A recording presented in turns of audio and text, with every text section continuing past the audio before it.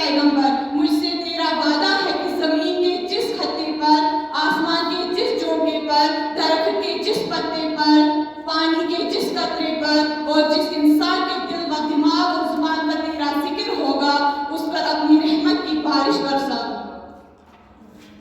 तूने मुझे जो हाथ पकड़ के ना चढ़ाया होता, कि तूने जो मुझे हाथ पकड़ के ना चढ़ाया होता, मैं कभी पेड़ ना बनता, ना मेरा साया होता, ना होती मैं वो सब कुछ जो आज मैं हूँ, कि ना होती मैं वो सब कुछ जो आज मैं हूँ, मुझ में मेरा अक्स जो तूने ना दिखाया होता। मेरे अजीज साथियों, वालिदैन कुदरत का सबसे अनमोल खजाना है। माँ के कदमों तले जन्नत है तो बाप जन्नत में दाखिल होने वाला दरवाजा।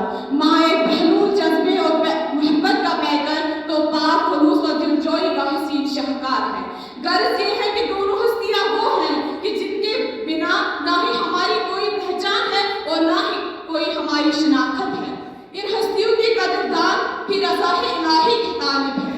दुनिया व आखिरत की सरफराजी भी इनका मुकद्दर बनती है। बच्चे जितने भी बुरे हो, वालिदैन कभी उनके हक में बुरा नहीं सोचते।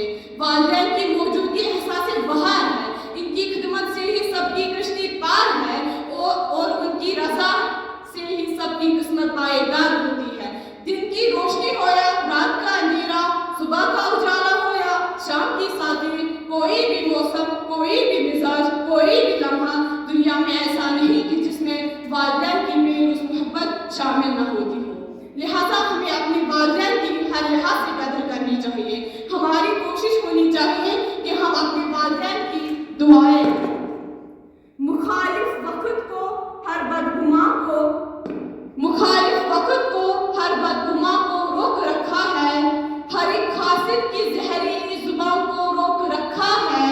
उतर सकती नहीं मुझ पर किसी बारिश की कोई आफत, कि उतर सकती नहीं मुझ पर किसी बारिश की कोई आफत, मेरी माँ की दुआ ने आसमान रोक रखा है।